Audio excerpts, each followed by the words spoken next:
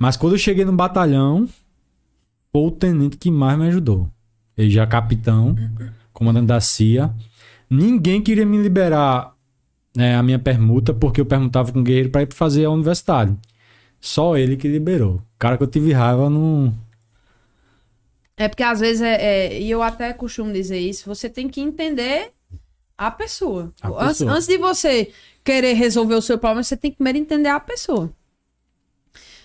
No CFO da gente, a gente teve algumas desavenças. Eu não tive... Da minha turma, eu não tive problema com ninguém, não. Mas eu saí de lá com pouquíssimos amigos. Eu conto nos meus dedos, assim, os tenentes, assim, que eu mantenho uma relação de amizade, que eu frequento a casa, enfim, que eu mantive uma relação de amizade, de confiança. Eu vejo todos na rua, eu falo, faço festa e tal.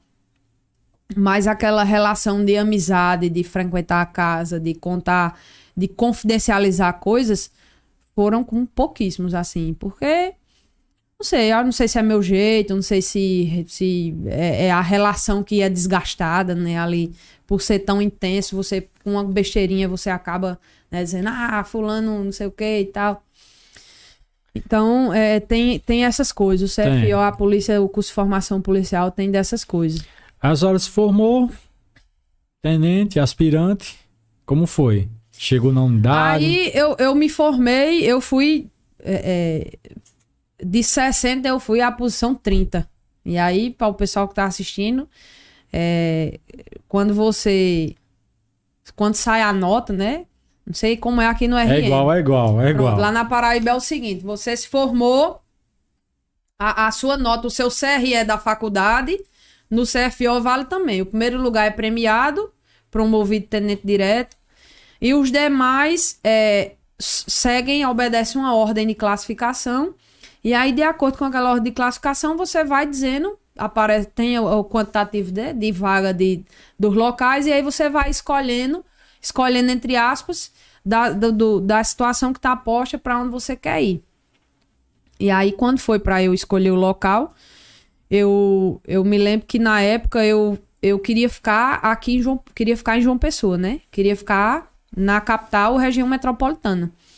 E aí, como eu fui a 30 de 60, os primeiros lugares geralmente pegam os cantos que escutam falar que são melhores. Os melhores. Né? Geralmente é assim, os lugares que são melhores. Geralmente são os lugares que não tem ocorrência. Geralmente é o lugar mais tranquilo. Ou às vezes o cara quer ir para uma tropa especializada. Todo mundo quer ir pro BOPE, pro choque, né? Não, eu vou e tal. Enfim, aí quando chegou a minha vez de escolher, eu me lembro que tinha vaga no 1º Batalhão, que era o maior batalhão lá da Paraíba. E ele cuida do policiamento da Zona Norte, na capital.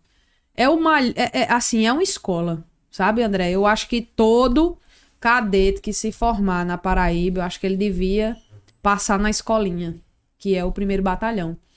Porque você vê de tudo. Você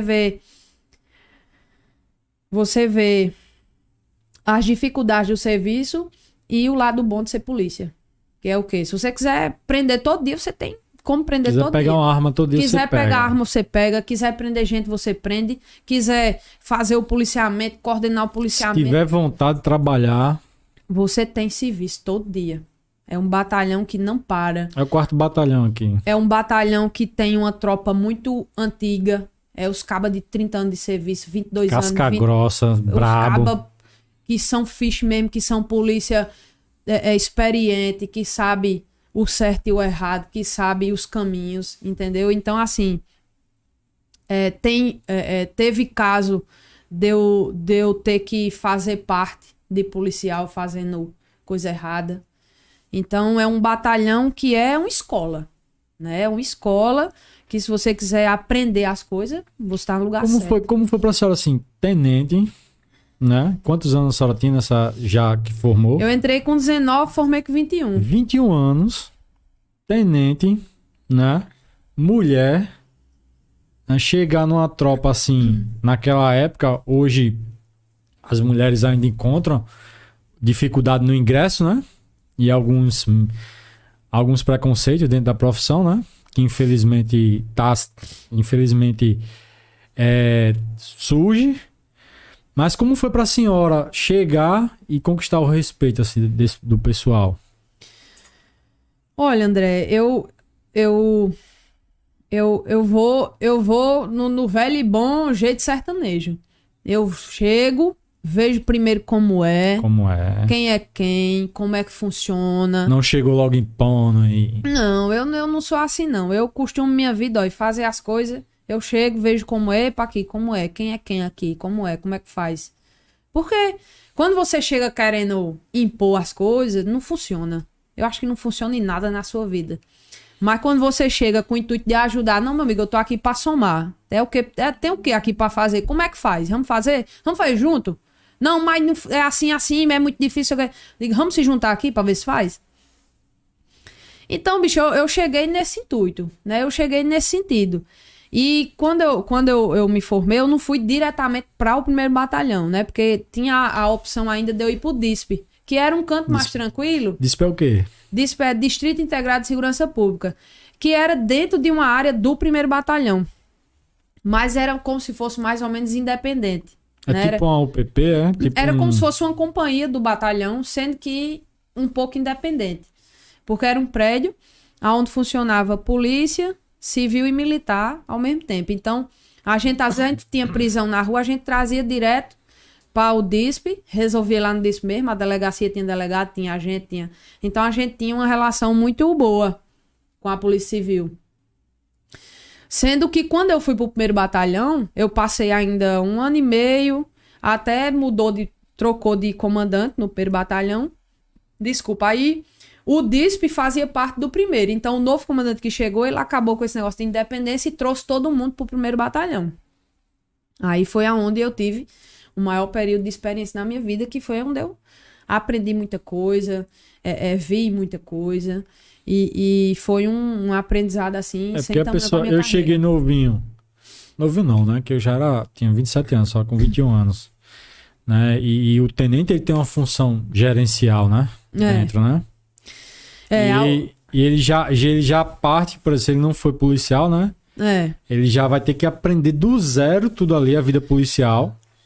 Pois é, e aí assim, eu tive muita dificuldade no início, né? Eu tive muita dificuldade, como eu disse, eu cheguei do jeito sertanejo. Cheguei pra ver como era, ver quem era quem, o que é que tinha pra fazer, como era que fazia. Mas aí eu fui dando meus toques, fui dando meu pitaco, fui dizendo como era que fazia, como era que eu fazia. Porque assim, você é dono do seu serviço, né? Quem faz o seu serviço é você. E aí, às vezes, tinha coisa que eu via que eu não concordava, eu dizia, epa, doutorzinho, não é assim, não. Eu faço assim, assim, assim. Coisas que eu via que os cabos faziam certo, eu dizia, pô, bom, continue fazendo. Então, eu fui nessa pegada. Eu vi uma piadinha ou outra, aqui acolá, né? Recebo ordem de mulher e tal. Essas coisas assim, mas muito velado. Meio velado. Né? Muito velado. O que foi abertamente mesmo foi quando eu cheguei na Rotan, que um sargento de lá disse que não trabalhava comigo porque não confiava, porque eu não era pra estar na polícia, não sei o que, enfim.